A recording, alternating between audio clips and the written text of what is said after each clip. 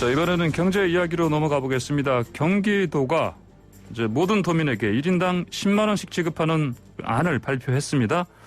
그 1차 때 지원 대상에서 제외됐던 도민들도 상당수 포함된다고 하는데 자세한 소식을 한국경제TV 송민아 기자와 한번 알아보겠습니다. 송 기자 안녕하십니까?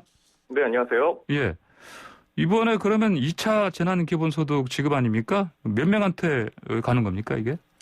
네, 지난해 1차 재난기본소득 때 지원하지 못했었던 외국인하고 또 외국 국적 동포까지 이 지원 대상에 포함된 점이 우선 좀 눈에 많이 띄는 부분이고요. 예. 이렇게 되면은 이제 1,399만 명의 경기 도민이 지원 대상이 됩니다. 예. 이번에 2차 재난지원금 지급에 대해서 이제 이재명 경기도지사는 이제 경기도 의회의 제안을 좀 면밀히 검토한 결정이었다라고 하면서 이제 지급을 결정했다라고 말을 했고요. 예.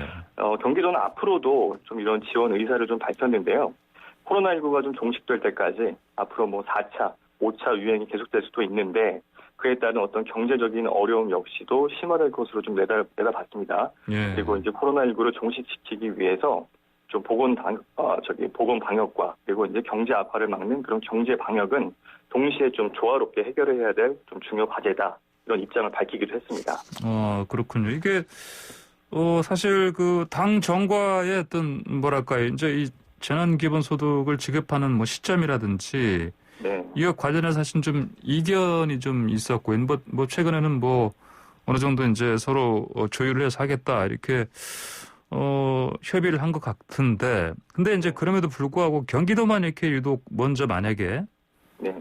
이 재난기본소득을 지급하게 되면 다른 이제 자치단체들 있지 않습니까? 네네. 이것들과 이제 어떤 다르기 때문에 이거 관련해서 우려의 목소리가 나올 법도 해요. 그렇지 않습니까?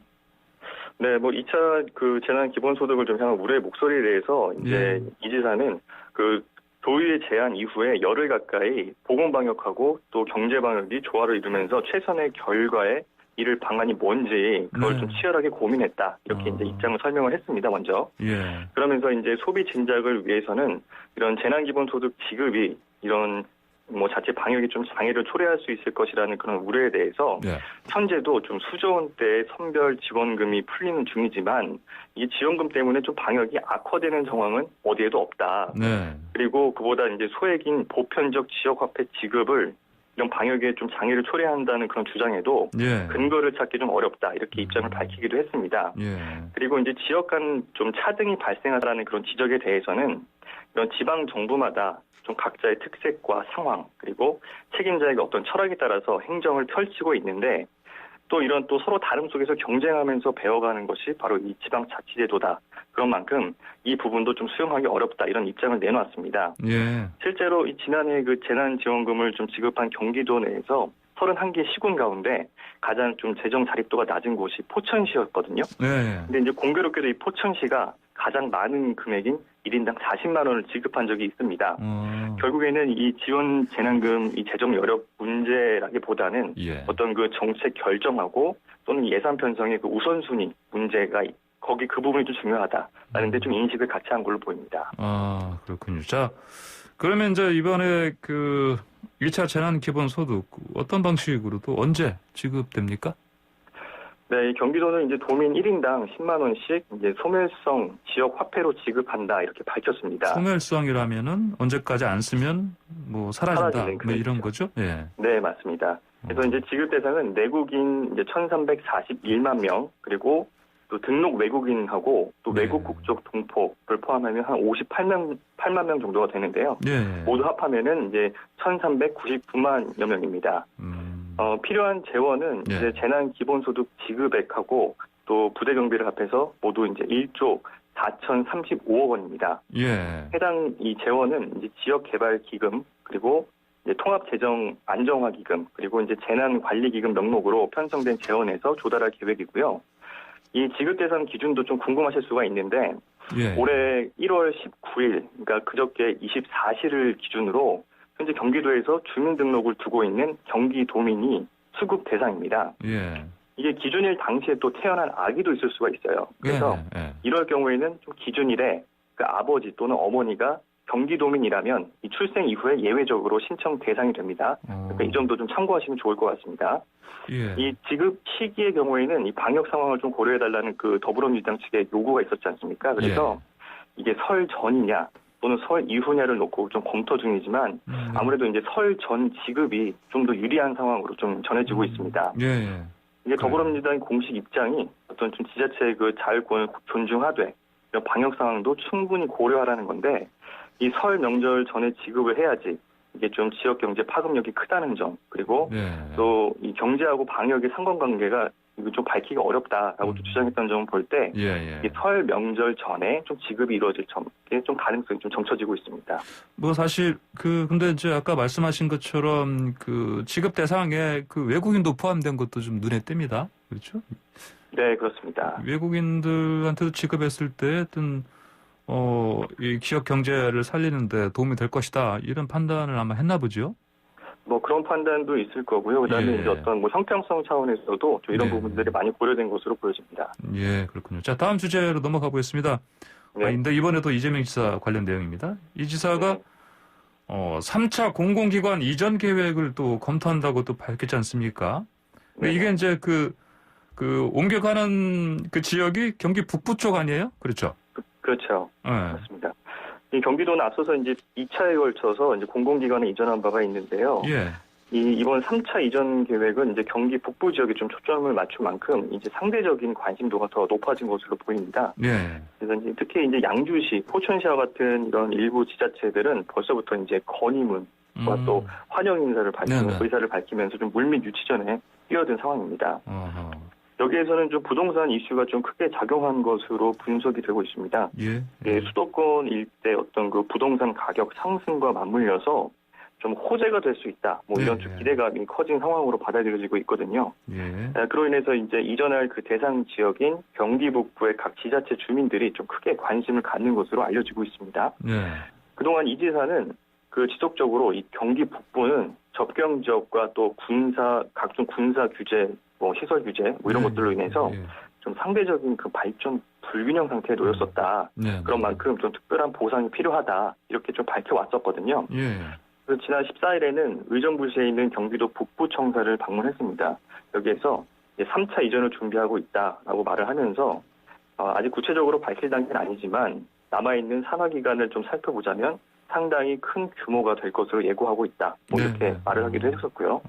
특히 이제 이 경기 북부가 좀 직접적인 경제 효과를 얻을 수 있는 그런 자생 기반을 갖춰야 한다는데 갖춰야 한다. 이게 이제 이번 이전에 좀 어떤 주요 골자가 될 것 같습니다.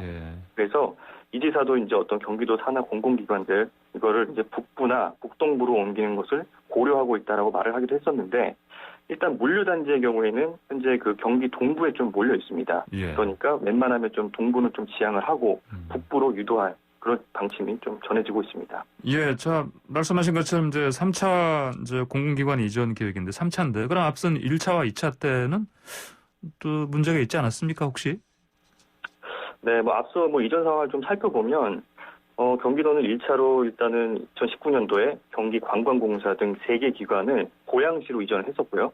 그리고 이제 2차는 이제 지난해 경기교통공사 등 5개 기관을 양주시, 또 동두천시, 김포시 등 이제 이전을 하기로 결정을 내렸습니다. 이게 이제 경기 북부 10개 지자체 가운데서 이제 좀 그 주요 산하기관이 이제 어떤 고양시, 양주시, 그리고 동두천시에만 유치가 됐었거든요. 그래서 이번 3차 이전에 대해서는 그 앞서 주요 기관을 좀 유치하지 못했었던 그런 포천시라든가 남양주시, 뭐 가평, 연천군, 뭐 파주시, 구리시 이런 쪽에서 조금 더 이제 적극적으로 이제 유치전에 나올 가능성이 좀 큰 상황이다 이렇게 보여지고 있고요. 이 지역에서는 좀 경기 북부 어떤 추가 이전을 원하는 그런 좀 경기도 산하 기관을 좀 살펴보면 이 경기주택도시공사하고 또 경기도 경제과학진흥원 또 경기신용보증재단 등인 것으로 좀 나타났습니다. 도에 따르면은 이제 경기주택도시공사는 현재 이제 580여 명이 근무를 하고 있고요. 또 경기도 경제과학진흥원에는 560여 명, 그리고 이제 경기신용보증재단에는 400여 명이 근무를 하고 있는 것으로 조사가 됐습니다. 그렇군요. 이제 그럼 그분들이 이제 이동해서 그쪽에서 살고 그쪽에서 또 뭐 경제 활동을 할 테니까 네. 지역 경제 활성화에 큰 보탬이 될 보탬이 될 거다. 것이다. 이런 예상을 할 수 있겠네요. 맞습니다. 자, 즉 이번에는요 다른 주제인데 그 경남 창원에서 자녀를 이제 첫째, 둘째, 셋째를 출산하면 1억 원을 지원한다. 이런 얘기가 들립니다. 무슨 얘기입니까? 근데 이게 좀 파격적인 제안입니다. 이게 그 저출산 문제가 이제 점점 좀 심각해지지 않습니까? 그러다 예, 보니까 지자체들이 좀 앞다퉈서 이런 대책들을 내놓고 있는 건데요. 지금 경남 창원시의 경우를 살펴보면 대자녀 출산 시에 1억 원을 지원을 하는 일명 이 드림론을 좀 도입하기로 했습니다. 예. 이 방법을 좀 살펴보면 신혼부부한테 먼저 이제 1억 원을 대출을 해주고 그리고 이제 첫째 자녀를 출산했을 시에는 이자를 면제해주고 그리고 이제 둘째 출산했을 때에는 이 대출 원금의 네. 30%를 면제를 해주고 이제 셋째를 출산하면은 예. 1억 원 전액을 이제 탕감해주는 그런 방식입니다.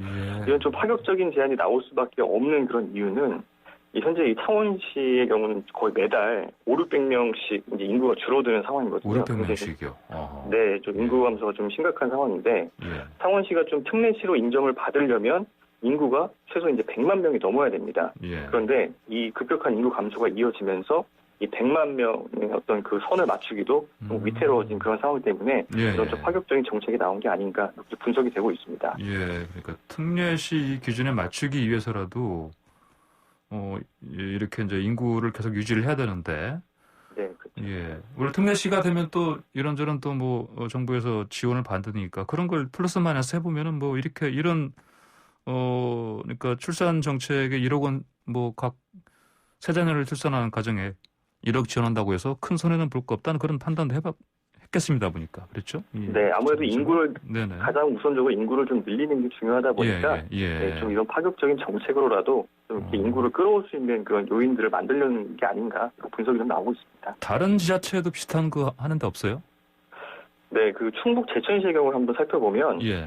이곳에는 최대 이제 5,150만 원을 지원을 해주는 대출형 그런 출산 장려금 시행이 들어갔습니다. 제천, 충북 제천이요. 예. 네, 그렇습니다. 네. 이게 실제로 이제 얼마 전에 한 시민이 그 셋째를 출산한 덕에 어떤 대출 1억 원 가운데에서 이제 4천만 원 정도를 네. 갚을 수 있었다. 뭐 이런 얘기들도 좀 기사화되기도 했었거든요. 그래요. 네. 그리고 또 이제 뭐 대출뿐만 아니라 직접적으로 이제 손에 현금을 쥐어주는 그런 지자체들도 좀 갈수록 좀 액수를 늘리고 있는 그런 추세입니다. 어허. 경남 삼천군의 좀 예를 좀 들어보면 출산 축하금을 굉장히 많이 좀 인상을 했어요. 그래서 예. 첫째를 낳으면은 네. 290만 원을 주고 그다음에 예. 둘째는 410만 원. 이 셋째 출산 시에는 둘째보다 무려 3배가 넘는 1,250만 원을 지급한다. 이렇게 계획을 밝히기도 했습니다. 예, 그렇군요. 알겠습니다. 자, 오늘 얘기 여기까지 듣겠습니다. 감사합니다. 네, 감사합니다. 네, 지금까지 한국경제TV 송민아 기자였습니다.